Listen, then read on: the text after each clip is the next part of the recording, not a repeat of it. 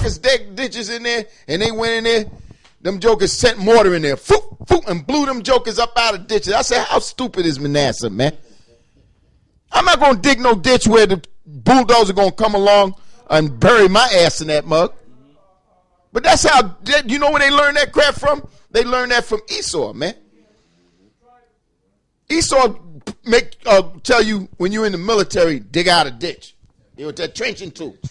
You understand? And y'all sitting there sweating and all that. Your enemy looking at your ass with binoculars up in the mountain. And then he going to plot when to attack your ass, man. Yeah. Exactly. So when he come along with the daggone bulldozer, he just cover you. He know you. He killed your asses in there. He just going to come along and just cover you. Yeah? You made his job easier for him. That's how most of those devils were dying in World War I and World War II with the Germans. Most of the people that died on the American side were in them trenches. Them Germans were sitting up in those churches, the windows in those old castles with the with the ridges on it, and they were just raining down on them in them trenches, Right. Damn helicopter fly by. Manasseh was flying a Russian-made helicopter. Damn Jake sat there in the brush. And then he saw the helicopter leave off the launch pad. As soon as the heliport, as soon as that daggone helicopter got there, he set that log over there, and that rocket flew over there and blew that helicopter out of the sky, and they all went, yeah! That's like in Normandy. When they got off when it was coming off on the shore there. Yeah. 44. Yeah, they opened fire on them Edomites. Yeah, it's tore them. Yeah, well, let me say this, man. Thank God for ghettos, and I'm gonna tell you why.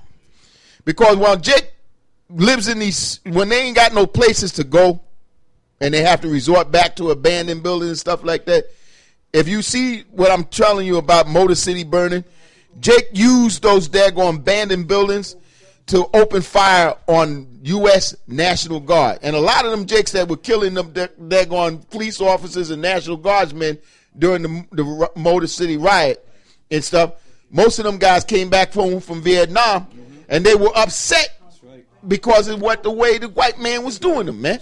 That's right. That's why Johnson had to call National Guardsmen from other states to come and quail the shit, man.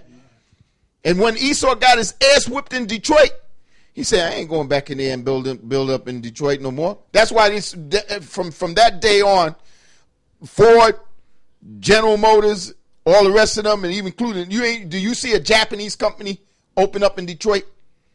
None of them open up. They open up and work to right states like Mississippi, North Carolina, Alabama, and stuff like that. Because it's a different Texas. Because it's a different breed of brothers down there. That's right. Them ones that are up there in Detroit, man, those are rebels from the South. That's right.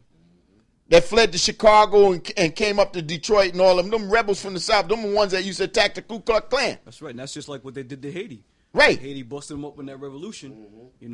They embargoed Haiti. Right. They never built back on Haiti. That's right. That's why Simeon was able to, like you were saying, brother, Simeon was able to capitalize on top of Haiti because a lot of Haitian immigrants fled across the border into Santo Domingo seeking jobs, and a lot of them Dominicans oppressed their own brother coming across there, man.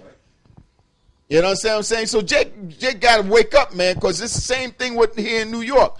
All these foreigners, like the Africans that are coming over here, the East Indians that are coming over here, and I'm pretty sure they're down there in Mississippi, because my cousin just came up from Mississippi down in Indianola and Jackson, and he was telling me, man, Mississippi ain't the same like it used to be no more. Because he said, you got Hindus down there. I said, Hindus? He said, yeah, you got Hindus down there. You got Chinese, Koreans, Vietnamese. You got African down there. I said, what the hell they doing there? He said, they buying houses, building them up. And you got the Cubans that are all up in damn Florida, Texas, and all that. Because I know when I left Texas during the 70s, a lot of them was refugees coming into Dallas and Houston. They was going East Texas, and Esau was putting them in areas strategically in places where he knew that he could use them for factory work, dealerships. And what did they do to Jake? They locked their asses up in prisons and stuff like that, man. Put him away or accuse him of a crime so they could execute his ass, man. Same thing with Issachar. They did the same thing to him. Yeah. Okay, so basically like I got it right here, brother. You know, basically what the brother was going into was just another facet of pretty much us coming to the end of this thing, man. All right? You know, the grinding is going to cease. Esau's going put hell on, you know, more hell on us. But the number one thing that gives us hope is that Esau's going to be flattened. He's going to be destroyed, man. You know, and you know all the stuff like the Elder Ramlab had mentioned about, you know, them putting that into the water and the food. And I had mentioned the scripture. I didn't say it on the mic, but basically the scripture says that his tender mercies are cruel. You know, his tender mercies are cruel. So I want to pass the, okay, but I want to pass the mic to, okay. I got a precept. This is Isaiah chapter 13, verse 11. And I will punish the world for their evil and the wicked for their iniquity, and I will cause the arrogancy of the proud to cease, and will lay low the haughtiness of the terrible. Yeah, he's going to lay low the haughtiness of the terrible. And what does haughty mean?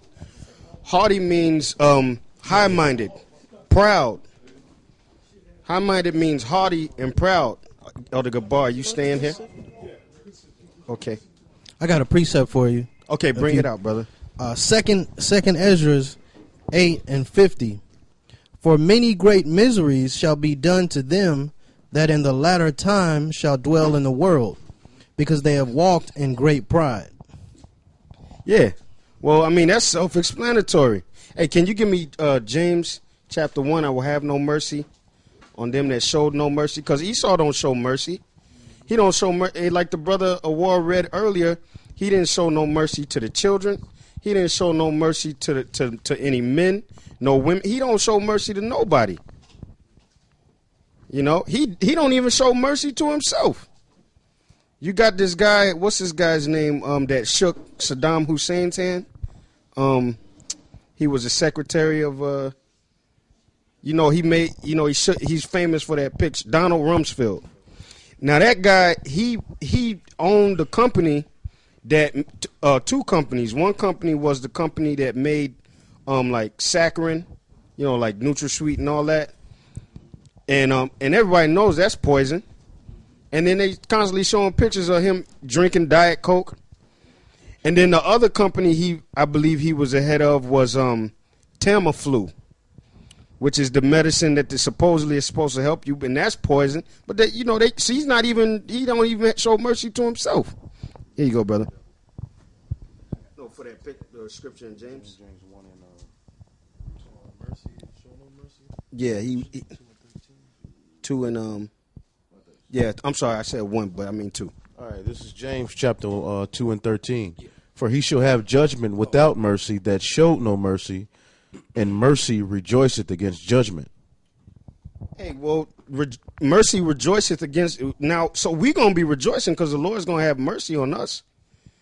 But he going to have judgment without mercy on the people that didn't show no mercy. Who is that? That's Esau. Who else? The other nations. The other nations don't show us no mercy either. You go into one of these stores and see how these Hamites look at you. You know, we got down where we live in Texas, the main people that work in those stores are Cushites, Babylonians. And, man, they look at you like a piece of shit, man. You know? Go ahead, Adam, if you had. No, this really good. Okay. Good, all right, this is Sirach 14 and 4 and 5.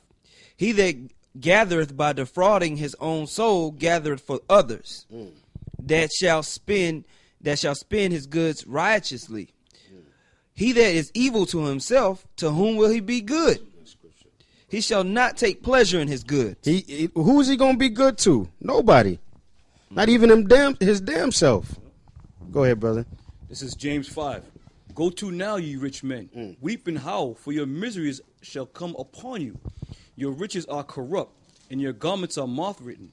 Your gold and your silver is cankered, and the rust of them shall be a witness against you, and shall eat your flesh as it were fire. Ye have heaped treasures together for the last days. And that's what's going on right now. okay? Because your miseries are coming upon you slowly but surely. Starting with your economies, starting with your whole philosophy of life, man. Those last days are coming upon you, and these miseries are about to come down on you. When the Lord gives us that power and the spirit to raise us up to bust your shit, that's it, man. That's right. Hey, go ahead, brother. This is Isaiah 32, verses 5 and 6. The vile person shall no more be called liberal, nor the churl said to be bountiful. Yeah, the churl, it means foolish, like extremely foolish.